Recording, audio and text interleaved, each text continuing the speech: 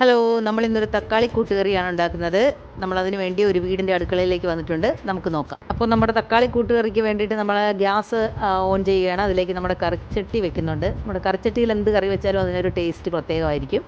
അതിലേക്ക് നമ്മൾ വെളിച്ചെണ്ണ ഒഴിക്കുന്നു. വെളിച്ചെണ്ണ ഒന്ന് മൂത്ത് വരുമ്പോൾ നമ്മൾ കടുകിട്ട് കടുക് പൊട്ടുന്നു.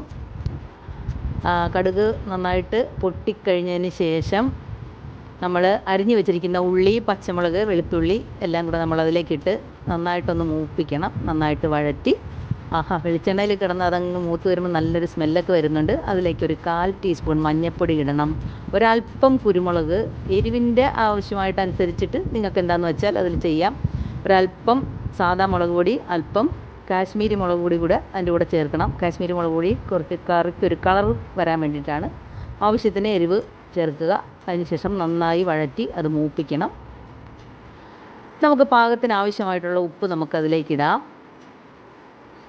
അതിലേക്കിട്ടതിന് ശേഷം നന്നായി വഴറ്റി കഴിഞ്ഞ് നമ്മൾ അരിഞ്ഞു വെച്ചിരിക്കുന്ന തക്കാളി ഇതിലേക്കിടുക. പാകത്തിന് വെള്ളം ഒഴിക്കുക. നന്നായിട്ട് വഴറ്റി യോജിപ്പിച്ച് ഒരു 7 മിനിറ്റ് അല്ലെങ്കിൽ ഒരു 5 മിനിറ്റോളം മതിയാകും. ഒന്ന് മൂടി വെച്ച് അതൊന്ന് വേവിച്ചെടുക്കുക. അപ്പോൾ നമ്മുടെ രുചികരമായ നല്ല സ്മെല്ല് വരുന്നുണ്ട്. വെളിച്ചെണ്ണയിൽ അതിങ്ങനെ കിടന്ന് വേകുമ്പം നല്ലൊരു സ്മെല്ല് വരുന്നുണ്ട്. അങ്ങനെ നമ്മുടെ തക്കാളി കൂട്ടുകറി റെഡി ആയിട്ടുണ്ട്. നമ്മളതൊരു പാത്രത്തിലേക്ക് സെർവ് ചെയ്യുകയാണ്. എല്ലാവരും സപ്പോർട്ട് ചെയ്യുക. കണ്ടു കഴിഞ്ഞാൽ ഇഷ്ടപ്പെട്ടാൽ ലൈക്ക് ചെയ്യുക, സബ്സ്ക്രൈബ് ചെയ്യുക, ഷെയർ ചെയ്യുക. താങ്ക്